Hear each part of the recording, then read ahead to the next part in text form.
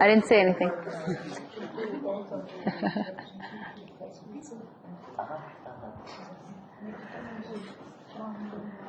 Dober dan vsem, lepo pozdravljeni tule v Mengšu v studiu Matlux in na začetku zahvala naši Mateji za tale prostor za gostoljubje, pa seveda hvala vsem, ki ste prišli na tale na hitro ustvarjen dogodek. Z nami je Monika iz Avstralije, ki je bila vedno v prvih vrstah avstralskega upora proti nerazumnim ukrepom, ki so obvladovali ali pa tudi ne večino našega sveta pred letom, 2, 3 in je zaradi tega tudi v Avstraliji pristala v zaporu, o čemer je napisala knjigo, ki jo bomo, upam, da kmalu lahko prebrali. Jaz bi samo še prosila tiste, ki ste čisto na novo tukaj, če bi želeli pač podobne informacije dobivati, da se upišete tamle na listo, upišete svoje ime in priimek in e-mail. Monika je pa imela ob prihodu v Slovenijo eno zanimivo izkušnjo, zato in najprej za dobrodošlico. But I haven't talked yet. Yeah, you don't know. Yeah, it might be bad. You might not want to give them to me. This is for thank coming you, here. thank you. And this is something to smooth your first experience in Slovenia. Oh, that's very nice. Does everyone know what happened? Redarji so jo pač ustavili, ker ni imela vinjete, pač ni vedela in so ji mastno zaračunali. Yeah. And they were very mean too. They were not nice. Yeah.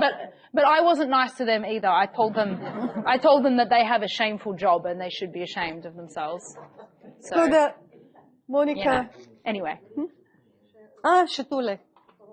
This is for you. Oh, thank you so much. Thank you so much. I will look at it later. So the stage is yours. Okay. Yeah. All right. Thank you for the warm welcome. And if you didn't already know, Maya, pardon me, emailed me 36 hours ago at 10 p.m. at night. I answer all my own emails at the moment. And she said, do you want to come to Slovenia? And I said, sure, why not? And, it was just 6 hours drive away. Big deal. It's kind of on my way. I guess, well, I'm going to Zadar next. I probably said it wrong, but it's not too far out of my way.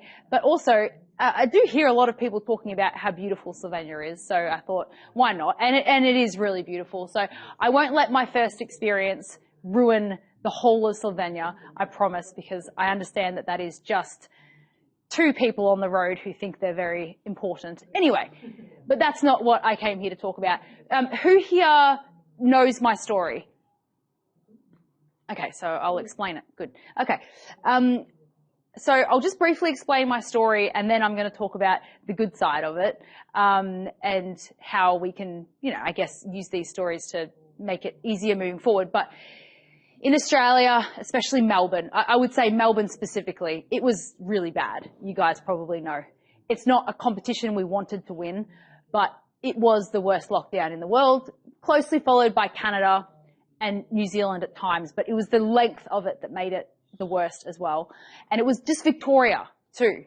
The rest of Australia was very different. So obviously it had something to do with our Premier, but that's another story. But anyway, I started an organisation called Reignite Democracy Australia in August 2020, which was the perfect time, obviously, because that's when people started to wake up. The people that were going to wake up, that's when they were like, hang on, it's been 4 months now and people aren't dying on the streets and they're being kind of weird, and especially in Melbourne, they're locking us down and things like that. So Anyway, I was the right person at the right time. I did this one event online, and it just went crazy.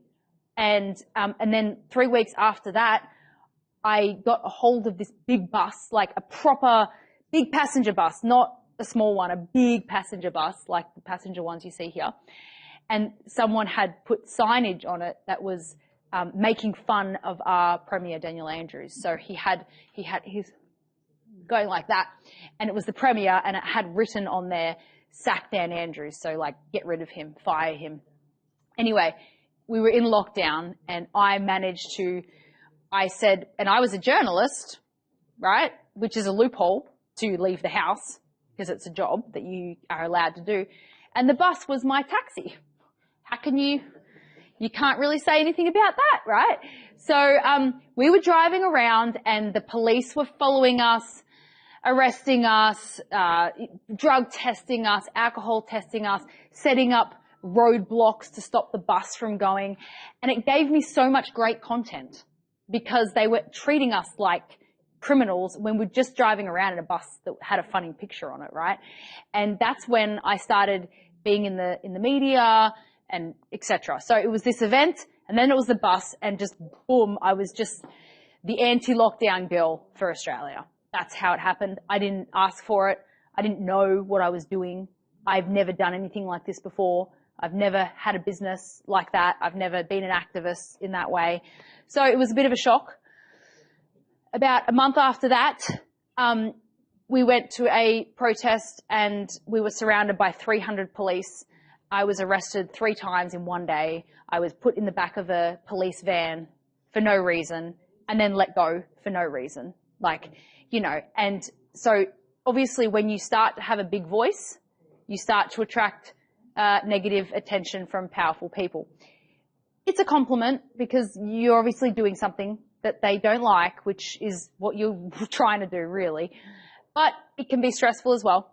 And a year later, I was basically playing the game a little bit, which I kind of regret, actually. So I had the loophole of being a journalist. I had the paper saying that I didn't have to wear a mask. I had the permit when you weren't allowed to leave your house. If I could do it again, I wouldn't have done any of that. But we were all learning as we went. And so my loophole for promoting protests was I would put a picture of the protest up, and I would say, I am going to report on this protest. And I did that for a year. I also came up with ideas. So there was, a time when we couldn't leave our house more than 5 kilometers, and we couldn't leave the house unless we were exercising, and we had to wear a mask unless we were eating. So I told people to walk past their members of parliament office with their lunch, with running shoes on, and eat their lunch outside the office while yelling at them or whatever. So I was coming up with these loopholes all the time until I got bored of the loopholes. So I then said, I'm going to this protest, and so should you. And that was when they arrested me for incitement. So incitement is supposed to be used for if I was to encourage you to commit an armed robbery and I told you to do it and you did it for me, I would be in trouble for armed robbery as well as you, which makes sense in a way. But they found a loophole in the criminal system that if I'm encouraging you to not wear a mask, I'm a criminal because I'm encouraging you to break the law. But not wearing a mask is only a fine. So it's kind of like if we went driving and I told you to park in a no parking area and you got fined and I got criminally charged for telling you to park there. That's how stupid it is. But they found this loophole, which meant that they didn't have to have enough to convict you. They didn't have enough evidence to go all the way, but they would arrest you for incitement and then they would give you bail conditions to shut you up. That was the system. And it had happened to people before me. So I knew it was a possibility. I also had a dream 3 days before that it happened, and then it happened. So when it happened, I wasn't actually shocked, which was, I think, a really big blessing. But I was in a position at the time to say no to the bail conditions. And the reason why is because I don't have children.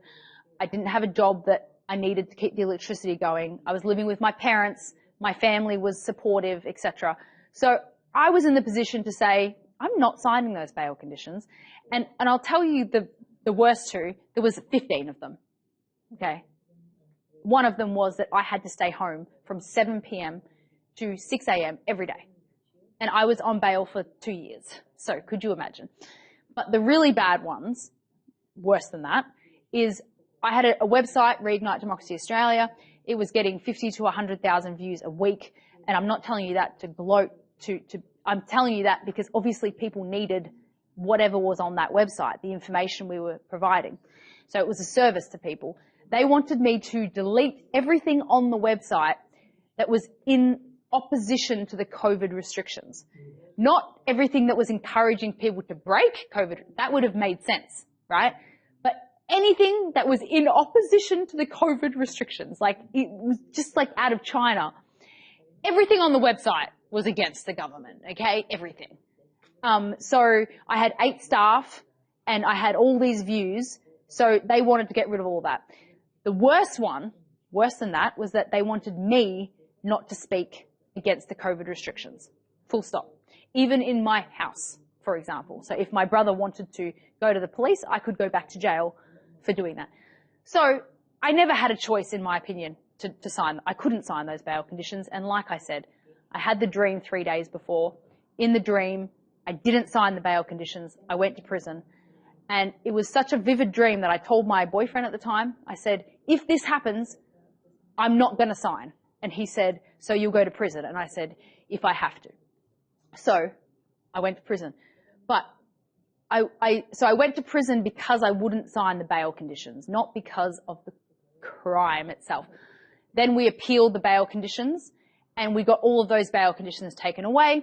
She agreed, the judge agreed that they were draconian, basically. And she was listening. There was protests happening at that time when she was being a judge at her house because everything was over Zoom. And she said, obviously Monika is not the organizer. She's in prison and there's a protest outside my door, you know, so it was quite funny. Anyway, yeah, she was actually. I prayed a lot to get a good judge and I think I got one because, you know, the police, when they arrested me, they didn't expect that to happen. They didn't expect me to not sign because other people before me had to sign because they've got families or different situations. So it kind of blew up in their face. And I found that really funny. Like when I was in prison, I literally was like looking at the ceiling laughing and like saying like, oh, you didn't see that coming, did you? You know, and that kind of kept me going. And I want to say before I move on is that, I didn't do that because I'm special. I just did that because I had the right situation. Okay. Not everyone is supposed to do that. Not everyone should do that because if you've got young kids, they need you, especially a woman, probably. Anyway, we're not going to get into that. But the point is that we can all be courageous in our own circles, in our own lifestyle. And in some ways, I'm lucky because I got the pat on the back. You know, people were like, oh, thanks for what you did. Whereas a lot of people are courageous at home. No one knows about it, you know? So I feel really lucky that I was actually able to make that stand and do that because I did get the gratification that, you know, and it got a bit worse. They were pretty annoyed that I won that bail condition thing. So they got a warrant out to force me to give them password access to everything on my phones. So they took my phones from the car. I had 2 phones, a business, and Google Maps, Google Docs, Google Drive, Signal, Telegram, all my emails, all my administration emails from my organization. I had doctors emailing me and teachers emailing. They wanted all of it, right? And if I didn't give it to them, I would go back to prison for breaching the bail because it's another criminal offense, right? And it's another criminal offense, which means it's a whole new court thing, blah, blah, blah. And I tried to fight the warrant and I lost. So, and 2 judges signed off on this warrant for me to sit in a room with a policeman and give them my passwords. Like, could you imagine? All the data. I had over 100,000 subscribers in Reignite Democracy Australia. They would have had all their details, like a list of political dissidents. They are stupid in thinking that I would ever give them that. Like, honestly, I would probably do a lot more before I would give them that. Anyway, so I thought, you know what? I'm just not going to give it to them and see what happens. And I called them. I emailed them and I said, if you're going to arrest me, just let me know. I'll come to the station in my pajamas so I'm comfortable this time. And 2 days later, they dropped the charges. So the point of that story is a lot of what they do is just intimidation. And they test you and they test you. And when you push back, not all the time, but in my case, it worked. They just wanted that information, or they wanted me to plead guilty to the original fine. And again, I was in the position to be able to say no. And so the point of me telling you this story is, again, I've said again, I'm not more special than anyone else, but it really played a big role in Australia because I'm so clean looking. Like, I'm just so normal looking. Not that there's anything wrong with tattoos and piercings, but I don't have those. And I've always been a tax-paying citizen. So a lot of people were shocked at what they did to me. But also, it sounds weird, but it was the best thing that happened to me because it gave me a voice. I wouldn't be here. There's no way. You wouldn't really probably want to listen to me if I was just an activist from Australia. Maybe some of you would. But the fact that I went to prison, it kind of gives me like an edge that not everyone has. And I was already writing a book when I went to prison. I was actually writing a book about getting arrested the year before 3 times.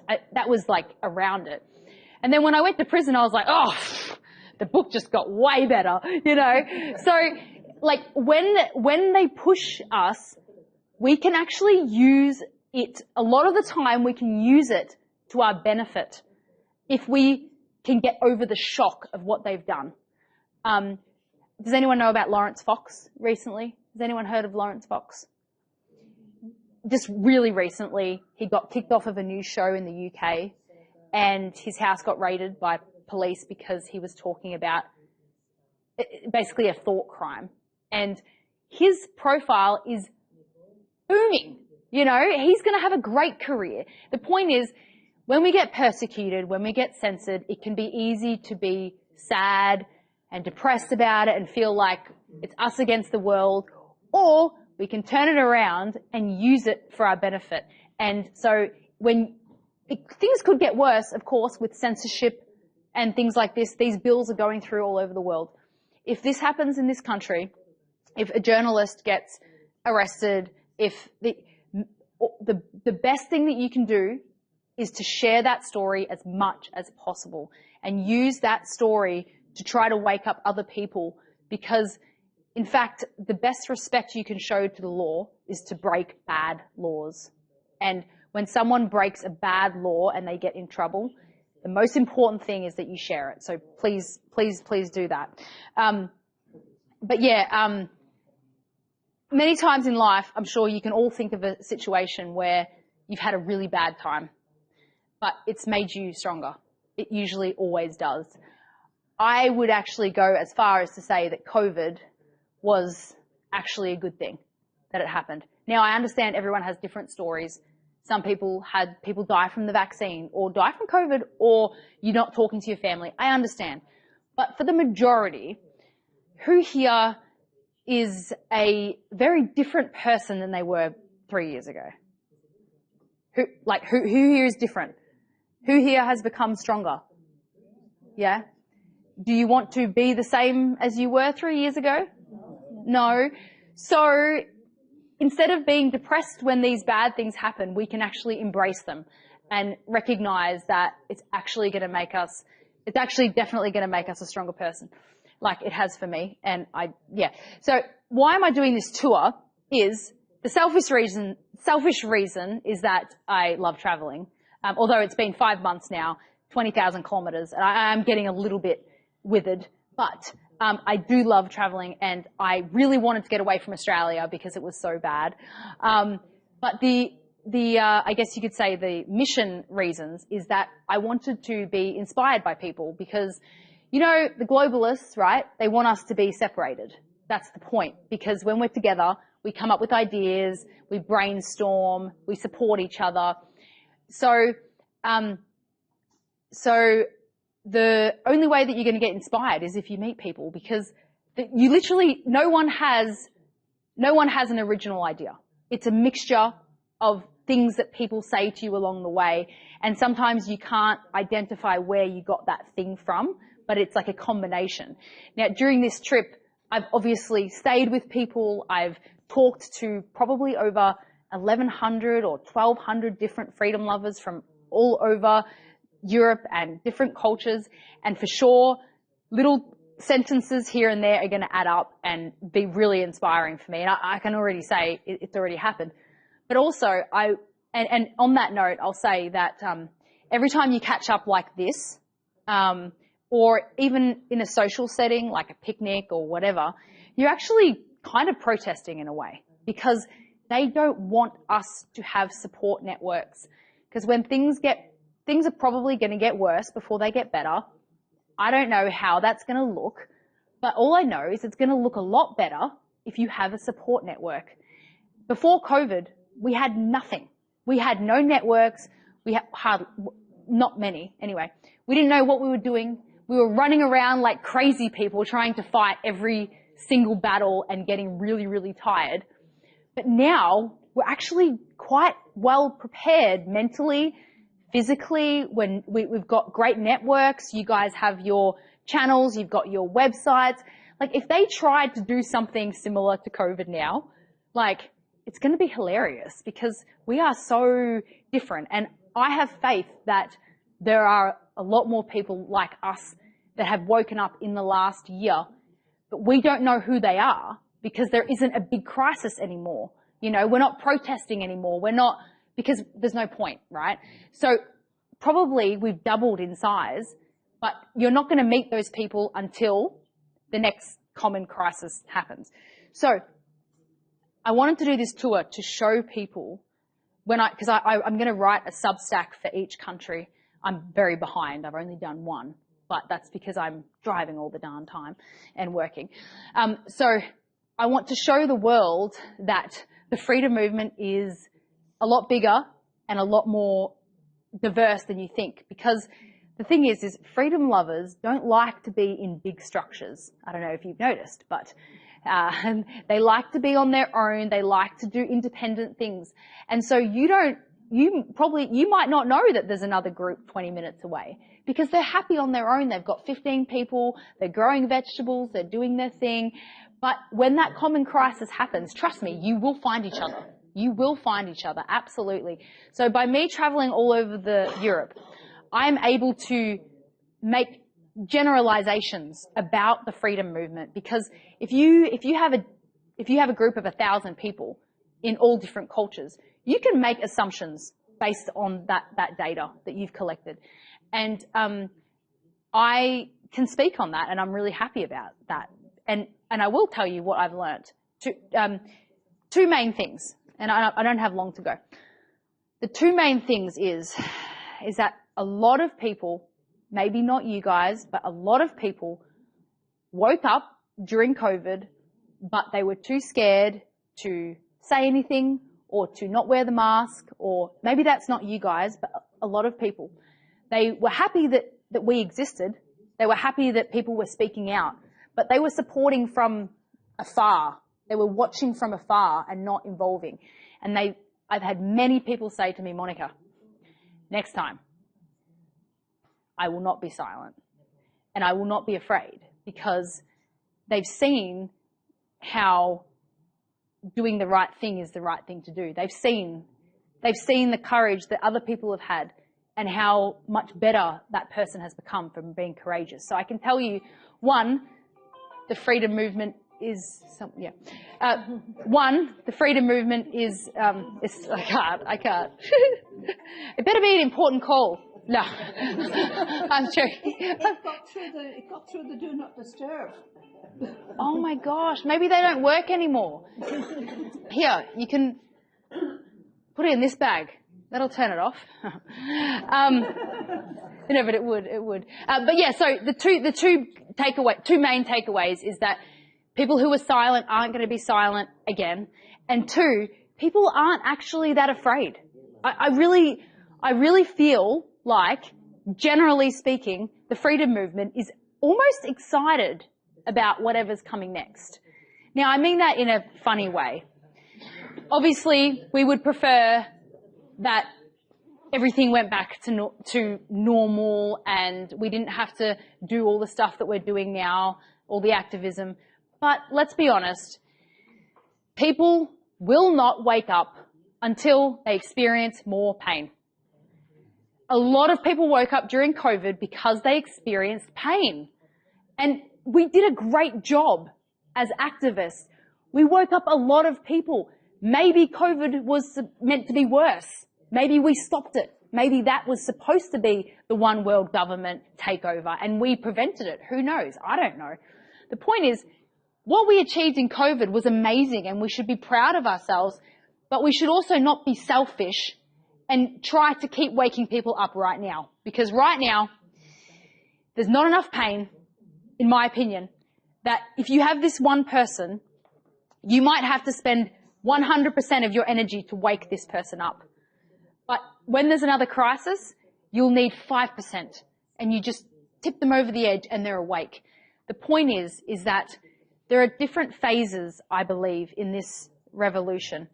COVID during the crisis was a phase of waking people up and uniting and protesting so that you weren't alone. I believe now we are in a preparation phase and that our best strategy will be to conserve our energy and prepare for the next crisis, unfortunately. We must accept it's going to happen. We don't know exactly what it will be, when it will be, whether it's going to be the digital ID, the digital currencies, climate change, another pandemic. We don't know what it's going to be, but we know they are going to try. They're going to try. I personally do not think that we can stop them before they try. But when they do try and they make mistakes, I believe that is when we can potentially win or at least grow in a massive way. But until people feel the pain, they're just not going to wake up. So we need to prepare and also be ready for when the next crisis happens and people are suffering and a lot of people wake up at once. They're going to need our help. And I hope that we can remember that being divided is not the good way to go. And I hope that we can embrace those people, even if they spat at you or they yelled at you for not wearing a mask. I mean, the police who strip searched me and asked me to open bits, you know, it's pretty traumatic, but I'll forgive them because we need to unite. And they are going to go through, when these people wake up, when they realize that they've spent this whole time not listening to us and listening to the government and treating us badly, they're going to be very depressed. They're going to have a huge life trauma, and probably many people will commit suicide because they won't know what to do with all the new information when they wake up. So the point is, be ready and try to, whatever you do, don't say, I told you so, please. Try not to make them feel bad for being stupid, okay? Because it's really hard to wake up, isn't it? Like, I don't know what your guys' stories is, but your whole life is turned upside down and it takes like 3 months to come out of it back into the real world and try to live in the real world. A lot of people in our movement have gone down the rabbit hole and they haven't come back up yet, as well. And so, which I understand. And, you know, we need to remember how to live our lives while we can a little bit. I don't mean do nothing. I don't mean don't do activism at all. But I think a lot of us have forgotten how to just sit and be and have normal conversations. If we keep watching all this stuff and everything is about conspiracies are usually true, but you know what I mean. If everything is around this movement and you're always watching everything, like if you can't immediately affect that thing, then probably it's a waste of your energy. And so I really would implore, and by the way, I struggle with this all the time. I'm absolutely addicted to my phone, and I'm ashamed about it. I'm ashamed. So I can preach to you, but I'm not telling you that I've overcome this, but I have learned how to have normal conversations with random people and stuff like that. So if we can just remember over whatever this time is to look after ourselves, to connect with local people so that when the crisis happens that we're prepared and we have each other, then I think we're going to be a lot better off. I'll give you an example. In Australia, drag queen story times just like came in like a wave. It was like one day they weren't, you guys know what I'm talking about. Drag queen story time, do you know? Where a man dressed as a woman reads books to children. Yeah. And the books are about this stuff, and they dress very badly with stuff, you know. Anyway, they do this in libraries, you know. The point is, I have a point here, is that the freedom movement, we pushed back against this one event in a library, and we stopped it. We stopped this event, and we were so excited and, you know, patting each other on the back and good job, you know. Next week, there was 10 more. 10 more. 10 more of these exact events. And we don't have the resources to fight every single one. Now, my point is, I learnt from that, one, this topic is not worth your intelligence because it's so stupid, the whole man-woman thing. It's stupid. And we shouldn't even talk about it because it lowers your intelligence because it's not even a discussion. But number two is that they, the enemy, whoever, however this is, they plant traps for us. Chase this one, and we go, okay, we're going to campaign for this, and then we're going to campaign for that, and then we're going to campaign for that. And then this really big thing happens and you're tired and you don't have any energy for it. So I think we can learn from this. We've got to pick our battles, but also a lot of it is intimidation. In Australia, I'm nearly finished. In Australia, we have a censorship bill coming in. You've probably heard in the UK, in Canada, they've put through these online safety bills that are basically just ways to censor people like me and media and all this sort of stuff. It's really bad, don't get me wrong. 3 years ago, if this was happening in Australia, it is happening in Australia, I know exactly what I would do. I would be campaigning and protesting and traveling all over the country. We need to stop this bill. We need to stop this bill. And guess what? It's going to go through anyway. It's going to go through anyway because the politicians are set up already, right? And I know this because in Victoria, we only have 6 million people, okay? We had a protest against one bill, so it was very specific. It wasn't all these different things. It was just one bill like this, a legislation. We had 600,000 people on the streets for that one bill. That's 10% of the entire population in a big state. It's probably bigger than Slovenia, right? So people would have driven a long way. And that 6 million includes babies, disabled people, old people. So that 10% probably represents 40 or 50% of the entire population was willing to go on the streets to protest this one bill, and it still went through. So what I take from that is that the democracy that we thought we had, we don't really have. Not right now. Maybe it can come back. I don't know. But if you do these big campaigns and these big petitions, they're still good. I'm not saying don't do them, but at least have low expectations.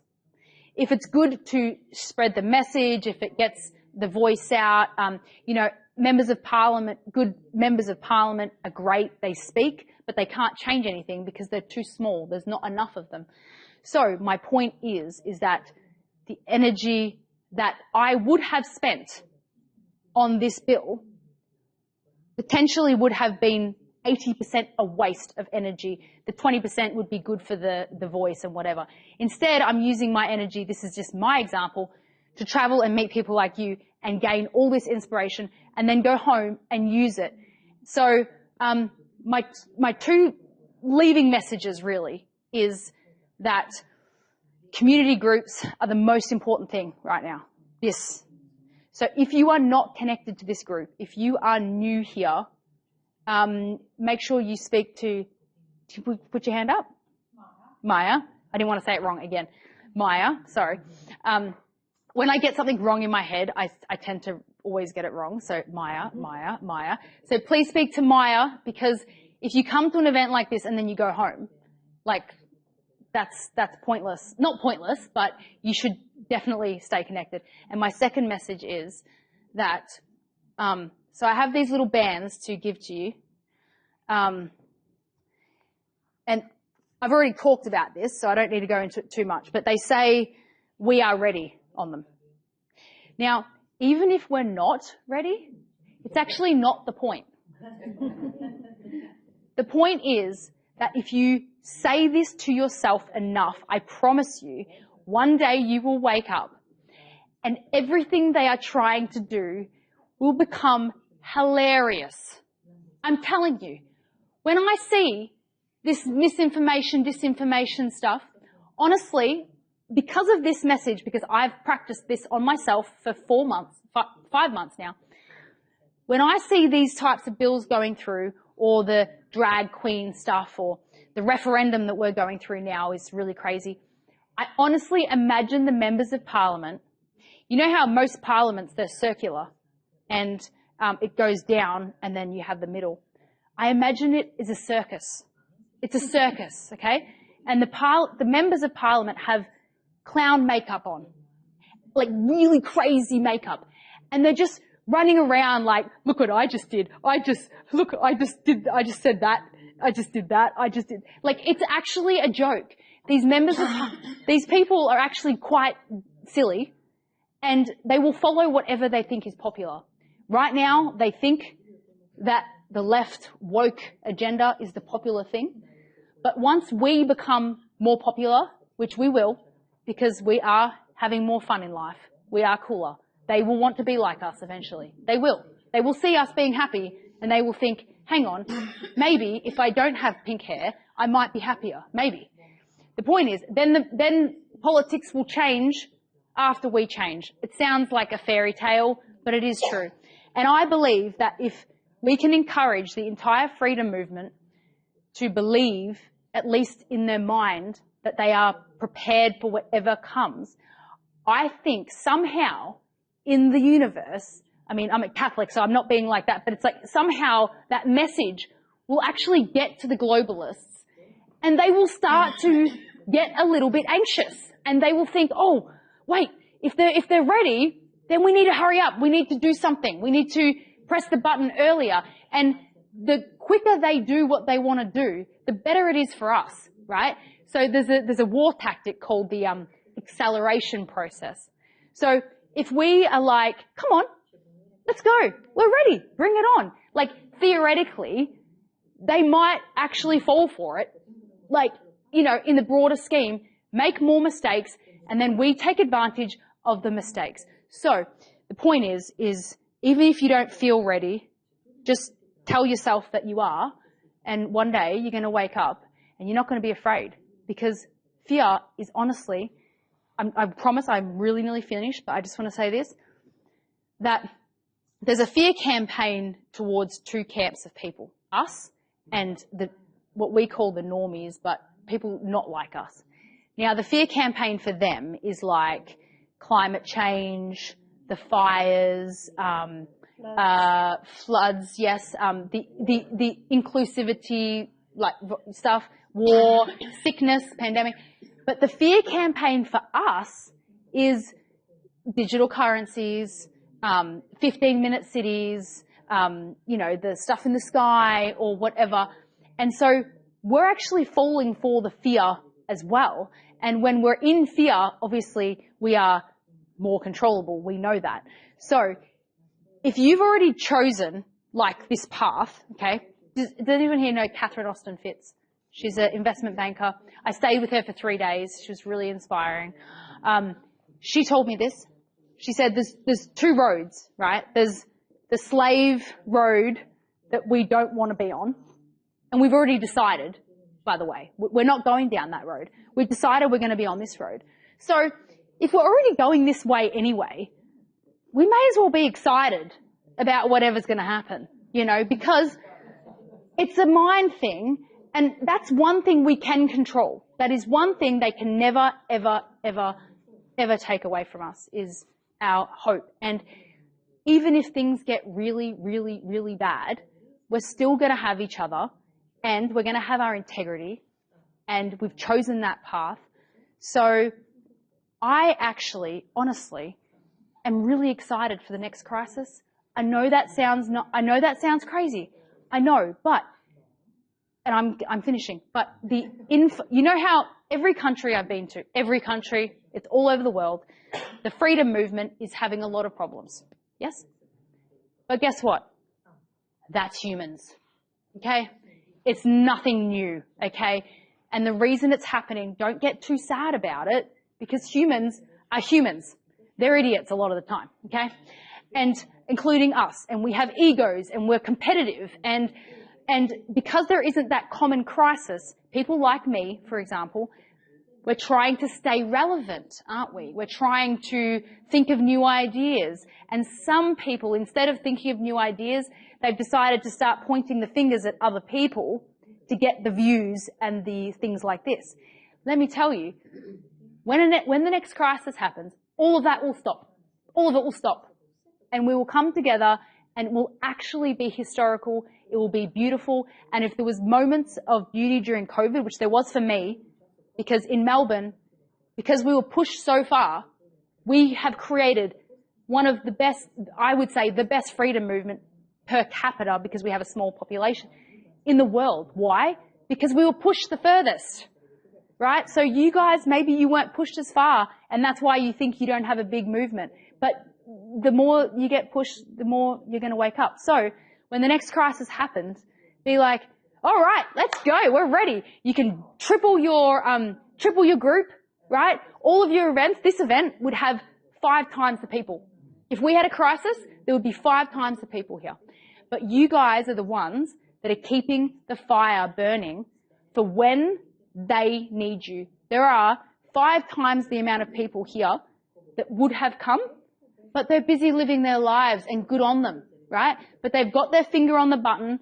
They're still watching. They're still reading everything, and they're waiting for the time to rally the troops. So the point is, be excited instead of scared. And so I'm going to give you guys all one of these, and I've just got a few things that I want to give you. I did just find out that you have a party called Freedom. Is that true? You have a political party called Freedom, and they're not all about freedom, are they? So look, no. So these are meant for your car, but if you're not going to use it, don't take it, okay? Because I will give it to someone else. Because if it makes people think that you're like supporting that party, then that would be bad. But it won't. Oh, well. Anyway, put these on your car then, okay? If you want to. You've got the bands, and have you guys heard about the keep? What do you call it, Maya? The Keep Cash Alive. Yeah. What's your campaign called? Cash card. Okay, so these are really you can print it at home. There's 8 to a sheet, and you just cut it out and you put it in your wallet with your cash. And every time you pay cash, not only are you using cash, but you're also raising awareness. You give it to the cashier. So what I do is, to be honest, I've gotten out of the habit. Isn't that terrible? That's because I've only got English ones. But anyway, when you pay with cash, you then give them one of these and you just say, this is for you to read in your own time. And you just walk away. I've never, ever had a bad experience. In fact, I've gotten discounts. I've gotten free stuff. And I've had a little old Asian lady come and hug me and say thank you, because we pay so much in fees every month. And I don't know what the points mean, but they're probably similar to the ones that I had. They're very basic points. They aren't like, the government's tracking you and they're going to kill you and they're going to put you on a social credits. It's not like, sorry, you probably didn't understand that. That was too fast. The point is, the points are very normal, like save money on transactions, support local communities, you know. So it's this cash conversation, I was saying, is the easiest conversation to have with people, to open up that conversation and potentially talk about other things, because the cash topic has not become a conspiracy yet. I don't know how long we have. Okay, so if you're trying to breach the freedom conversation with someone, cash is your entry in. In my opinion, it's the easiest entry. And this does bring me to just one more point. Is the self-censoring is a huge issue. This is definitely my last point. I just thought about it. I've only thought about it recently. I've met, like outside of the freedom movement, I've of course met a lot of people on my travels, on trains, on planes, on buses, in all different scenarios of life, on the streets, in the restaurant, you know, the point is. And 98% of them agree with everything that I say. And the only reason I always have this conversation is because people ask, you're traveling alone? How do you do that? What do you do for work? And so it always comes up. I say, I've just written a book. And then they say, what is the book about? I can't escape the topic, even if I want to, unless I lie, right? So the topic always comes up. So for me, I always end up talking about COVID or about something with anyone I meet within about 2 minutes. 95% of people agree with me. That cannot be a coincidence. If you're a data person, if I've met 50 people and 48 of them are like me from all different scenarios, from a data perspective, that's actually rich data set right there, because it's such a varied situation, countries, etc.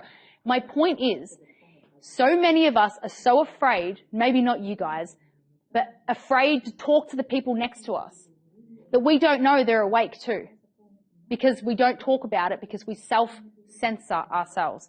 So I actually think we're a lot. Now, maybe not all the way into the anti-vax thing, but at least being curious about the government movements and not trusting the mainstream media, wanting to keep cash alive. These topics, I honestly think we are absolutely the majority. Maybe if you start talking about chemtrails or, you know, one world government, you might lose a few people. But those topics, the point is, we're a lot. And one more thing is, have you guys heard of Children's Health Defense? Do you know Robert Kennedy Jr.? So you probably don't know this, but Children's Health Defense has a Europe chapter that covers all of Europe. And they have translators that translate every single article into like 60 different languages. But most people only think Children's Health Defense is in America. They don't realize that there's a Europe version. So I've got these little flyers you can connect to CHD Europe. And have you guys ever seen these little bags? No. Wow, cool. This is called a Faraday bag, and the second you put your phone in it, it blocks all the signal. And so it's a good habit to get into. If you don't need the phone for emergencies at night, put your phone in there at night time. If you don't need it for maps, put your... I have different colors. We have different... No, but anyway, I came up with kind of like a funny way to... For me, everything is about making conversation. It's not just about the one action. So I thought if you're at a cafe and you've got 3 friends, you should put your phones in these bags so that you're focused on each other. But also, if you put it this way down on the table, it's... and I have 3 more. So it's, ha ha, you can't hear me now. Ha ha, where did I go? Now you see me, now you don't. And the point is people will be like, what do you mean? And then you can talk about, well, you know, your phone is tracking you and blah, blah, blah, blah, blah. So anyway, just an idea. I do sell these, but we only ship from Australia, so it's kind of expensive. If you really want one, you could give me cash and I could order it for you a little bit cheaper, and I could write it in your language too. So the girl who does this is like, it's a mum and daughter team from Australia. They pack them all separately. She does them all separately. So if you want something, I can do it for you.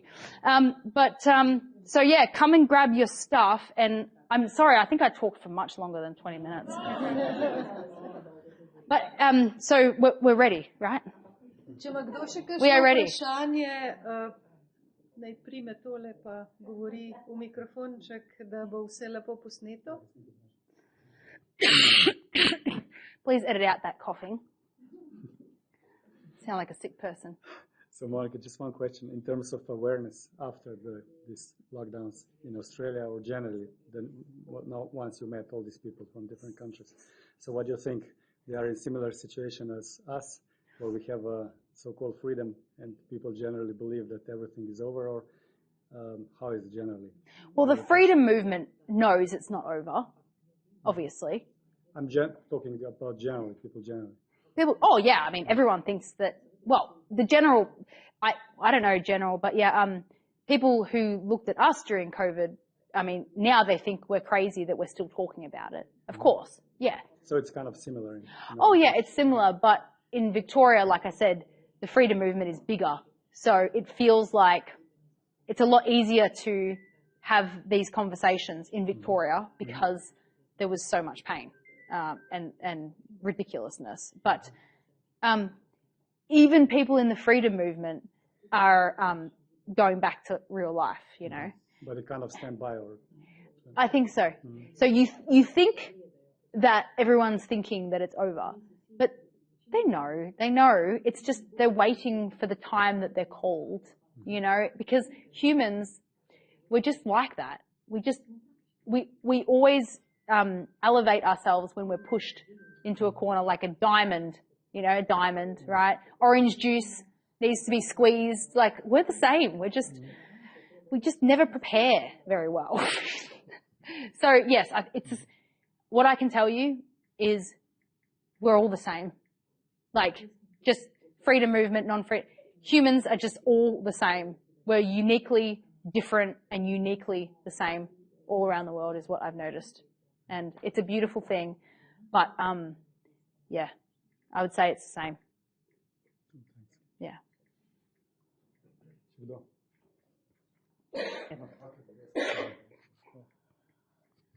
So what are you expecting next in Australia? Dan Andrews has resigned. What happened? I have no idea. You don't know? No. Yeah, he's gone, but I don't know how or why. No, nor do I. But I'm happy he's gone. Who's going to take his place? Another idiot. Yeah. So you expect it all to continue as it was. There's not going to be any softening or any. No. I think it's continuously getting worse, isn't it? Is it? Yeah. I mean, like, if you haven't noticed, conservatives, whether you consider yourself a conservative or not, family values, you know, we are losing on the face of it. Mm-hmm. But that's okay, because we were having a really good life for like the last 20 years. And my dad and my mum had a really, really good life, and good on them. But have you ever heard of that saying, good times make weak men make bad times make strong men make good times, and it just goes like this. Right now, no offense to the men, we're in the bad men makes bad times, or weak men makes bad times. We're in that phase right now. But bad times make strong men. And when I say men, I mean people. But like, the point is they keep bringing in legislations. They keep doing the whole education on children. I mean, we're not winning those battles as a whole. We might be winning a few little battles, which is my point. And I'm glad you asked, because I did forget to say this, is, has anyone heard the saying, don't interfere with your enemy when they are in the process of destroying themselves? Do you understand? So basically, in my opinion, just my opinion, that if we step back just a little bit and actually give them some space to continue the craziness, it's going to get so crazy that there's going to be no choice but for people to wake up, especially with this man, woman, the child education, the pedophilia, like this stuff. If we just, unfortunately, people are going to get hurt. But if a mum is going to bring the 2-year-old to see a drag queen read books to them, maybe we can't save that child, you know. It's possible that it's not our job to save everyone. So we kind of need to let it unfold so that they trip over themselves. So in my opinion, it's not going to slow down. It might have an illusion of slowing down because that's part of the strategy. You know, you go like this, you know. But, you know, they're already talking about new pandemics, you know. And I just, like, can we just get on with it? Like, let's go, you know. So I think it's going to get worse. But we're going to become stronger from it. It's going to be great. So there's no growing opposition in Australia, for example. I've been watching it. And I've seen 3 senators raise issues. That's it, though. Yes. But they can't do anything. No. All they can do is, it must be so frustrating for them to speak and not make any change. Unfortunately, the enemy has captured the media. You know that. You guys know that. They have they have the money, they have the media, they have the popular opinion. They have it all tied up because they've been working on it for a long time.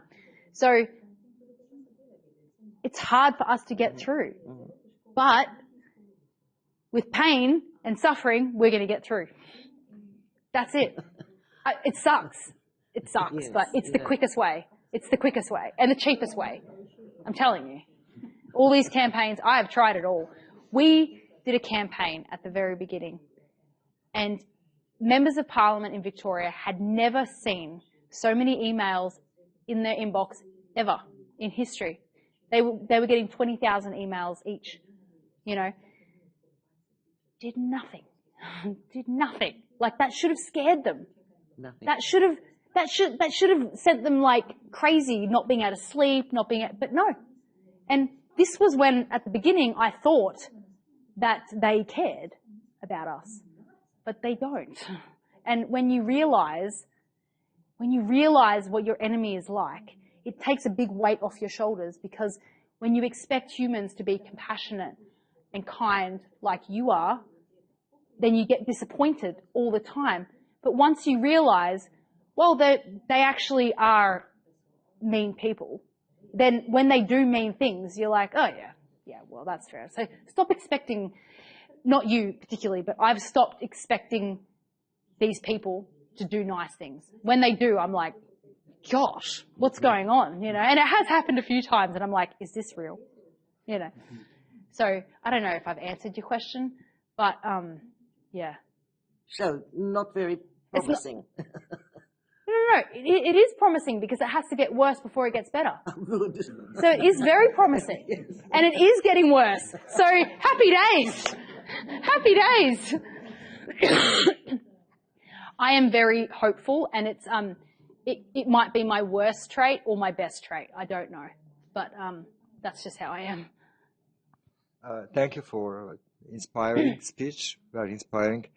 My question would be, you mentioned you are going to Zadar in Croatia soon, and I'm curious, will you visit some other European or ex-Yugoslavian states? And also, additionally, I would like to ask you, what do you see are potentials of, these your tours? Because for me, someone who was as a young lived in Yugoslavia, and I had very beautiful memories of that time. It wasn't any authoritarian communist system, as propaganda says. It was something that was very promising way how to live in all Yugoslavia, in my opinion.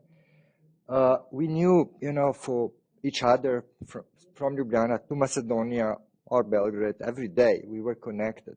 Today, like New York is closer to us than Zagreb, the capital of Croatia. So I think such a tours that you are doing might be very important for, what potentials do you see in that for the future and also for the activism? Yeah.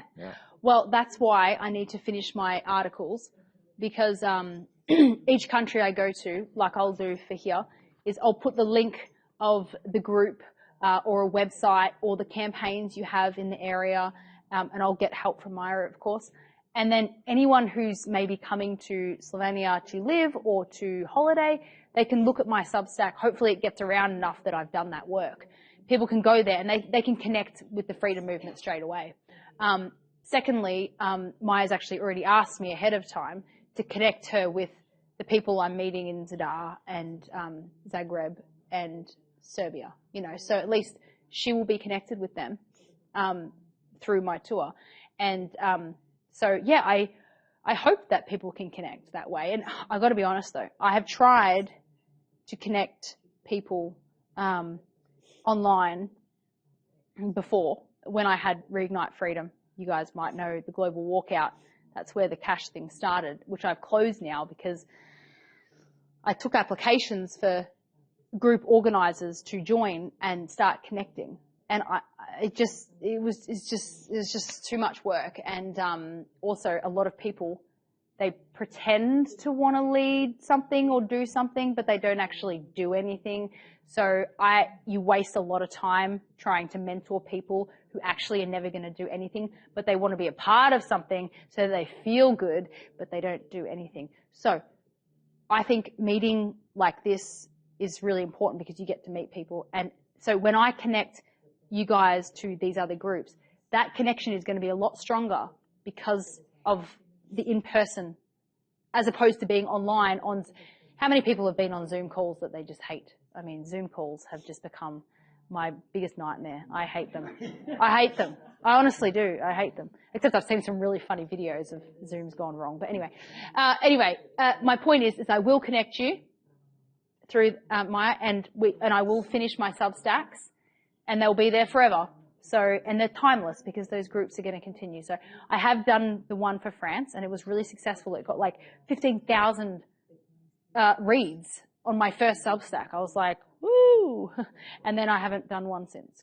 How many copies of your book have you sold so far? 1,400. Wow, great. Yeah. And no one's read it yet. As in, like, it hasn't hit anyone's house yet. We actually just sent the first 120 out today, actually. So, yeah. So can we buy it tonight? Yes, you can with, if you give me, wait, the postage is a lot from Australia, I told you. I don't have here books. No. I know, but I don't have them here. No. But if you give me say 30 euros, cash, then I will order them and we will send it. We'll send it. And then that way it's at least cash. I'll take down your details. Hopefully we can get, if it goes well, because I don't even know if it's good yet, okay? Only my mum and my editor has read it, so it might be really bad, okay?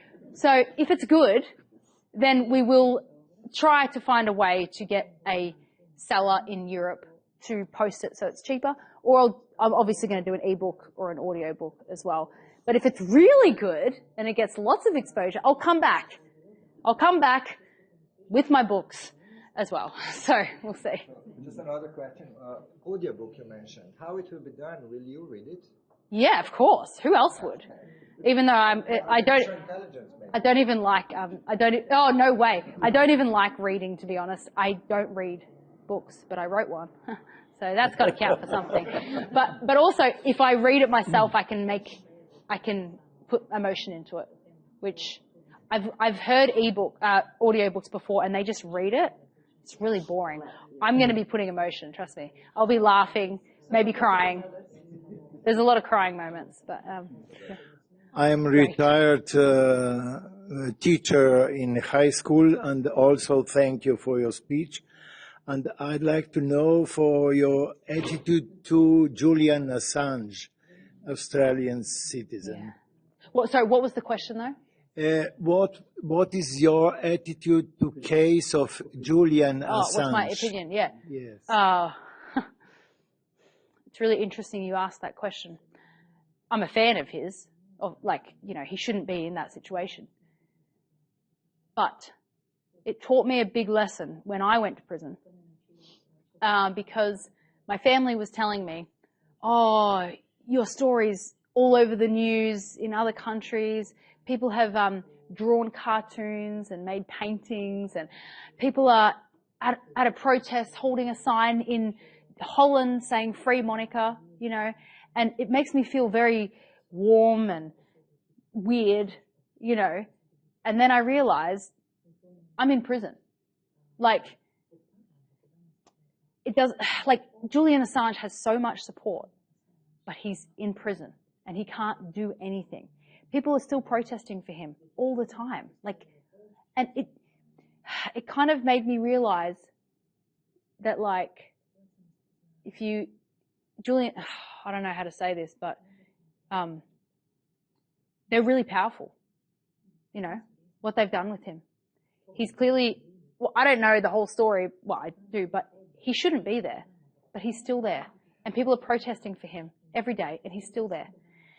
And it kind of gives me perspective from what I went through, that you can yell as much as you want, but if you get too much in their way, you know, but maybe, what if his role in life was that? You know, maybe his role is never to get out of prison. Maybe he's willing to do that because it has probably woken up a lot of people, what happened to him, you know. It sucks, but there's got to be a few people that are willing to do it, you know, and me not having children, I'm the right person for it. Him being a man, potentially the right person for it too, but I wish he could get out. That's a long-winded answer, but Thank you. it sucks, yeah.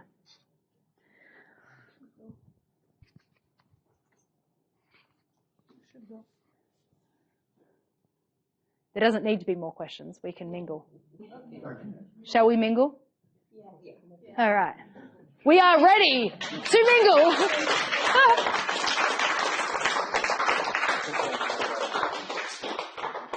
How do you say goodbye? What? Nas